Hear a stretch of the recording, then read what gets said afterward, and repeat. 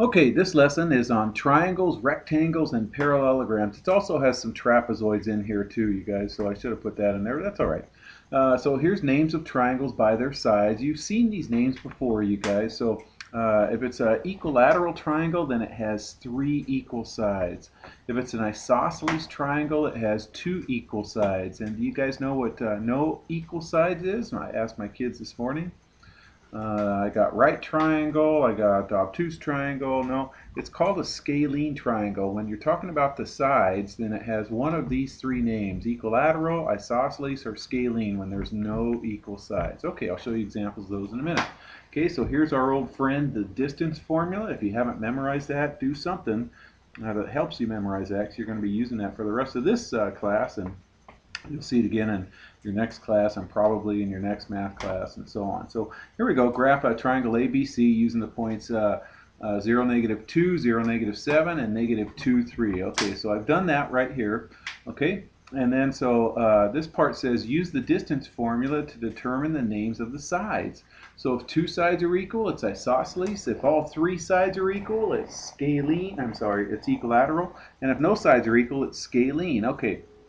Now, here's the distance formula right there. Okay, so I'm going to go ahead and do just count. If you have vertical line, right, like right here, I can just count the spaces in between. There's 1 space, 2 space, 3, 4, 5. So the length of AB equals 5. Whenever you have a vertical line or horizontal line, you can just count the spaces. But these diagonal guys, I got to use distance formulas. So let's go ahead and do AC right here. Okay, distance formula.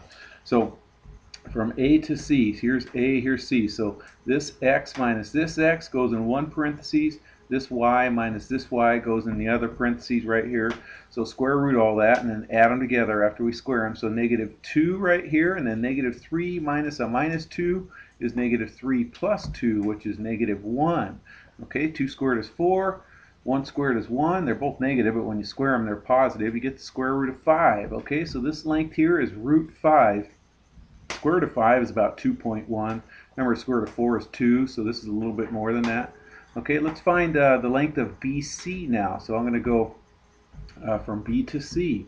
This x minus this x, so that's -2 minus 0 squared, plus this y minus this y, -3 minus a -7. This becomes a +7. Okay, so this is -2 squared. This becomes 4, because -3 plus 7 is +4. So -2 squared plus 4 squared. -2 squared is 4. This is 16. 4 plus 16 is 20. So this is the square root of 20. Okay, remember the square root of 16 is 4. Square root of 25 is 5. Square root of 20 is about halfway in between us. So this is about 4.5-ish. This is 4.5. This is 2.1. This is 5. So since no sides are equal, this guy's called scalene. Okay, let's do that again with this one using the points -4, 5, 6, 5, and 4, -1. Okay, so let's go ahead and graph those guys. So I graphed them here. I'm going to go ahead and just count the spaces from P to Q. Okay, so I'm going to go, this is 4 back, so 1, 2, 3, 4. And then this is 6 more, so 4 plus 6 is 10 right there. So PQ has length 10 just by counting the spaces. The diagonal ones though, like this diagonal and this diagonal, I got to do the distance formula with that. So there's QR. And so when I do QR, we get the square root of 40 right there. I'm kind of going fast because this is going to be a long video if I don't. Okay, and then PQ. So PQ, I'll do this one a little bit slower. So from P to Q, I'm going to go, where did I go? I'm sorry, P to R. P to R. So here's P, here's R. So this Y, or this X, 4, minus this X, which is -4, squared, plus -1 minus 5 squared. That's what this says right here. Okay, 4 plus 4 is 8. -1 minus 5 is -6. 8 squared is 64.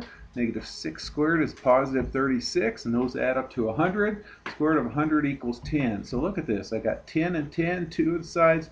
This is square root of 40. Square root of 40 is like 6.3. I guess. Okay, so this one is an isosceles triangle because we have 2 equal sides. Okay, here's some definitions, you guys. So quadrilateral is any 4-sided polygon. So some examples. That looks like a square. There's 4 sides. There's a rectangle that has 4 sides. That's called a parallelogram or rhombus. We'll talk about in just a little bit. That has four sides, and that guy right there, that has four sides also. So those are all examples of quadrilaterals. Okay, a rectangle is a quadrilateral that has all right angles. So can you see some figures up here with right angles? Yeah, there's some right angles in this one and this one right here, so both of those guys would be rectangles right there. Okay, all right, a rhombus, you guys, is a quadrilateral that has four equal sides. So I'll color code those in blue. So these, you mark equal lengths with these little tick marks right here. So this tick mark means that it's equal to this tick mark, equals this one, equals this one.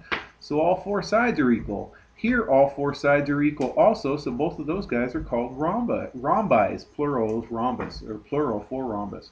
A square is when a rectangle and a rhombus have a baby.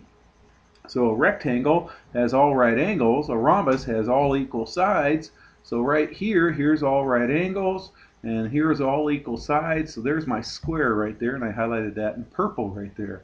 Okay, a trapezoid is a quadrilateral that only has one pair of parallel sides.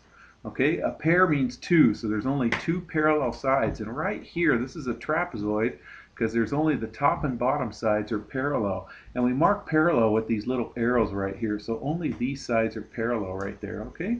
All right.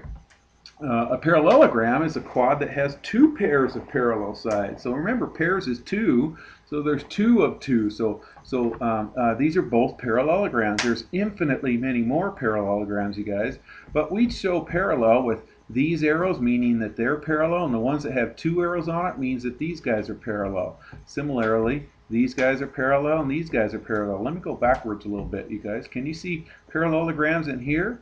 This purple guy is, this red guy is, and this blue guy is also right here because the top and bottom are parallel, the left and rights are parallel. Top and bottom parallel, left and rights. And same with this one right here. This one, only the top and bottom are parallel. If I did a little extension on this line right here and extended this line, this side down, way down here, and then extended this side down right here, sooner or later, they're going to intersect right down here. So the left side and the right side are not parallel, only the top and bottom are parallel. So that's called a trapezoid when only one pair of parallel sides. Okay, and then finally, you guys, a regular polygon has all equal sides, equilateral, and all equal angles, which means equiangular. Okay, so here's several examples. There's infinitely many more, but this is an equilateral triangle. All sides are equal and all angles are equal. This square is a regular polygon because all sides are equal, all the angles are equal. This is a pentagon, a regular pentagon. Pentagon means five sides. All sides and angles are equal. Here's a regular hexagon. Here's a regular octagon, like a stop sign. Everybody sees stop signs all the time. All right, you guys, take care.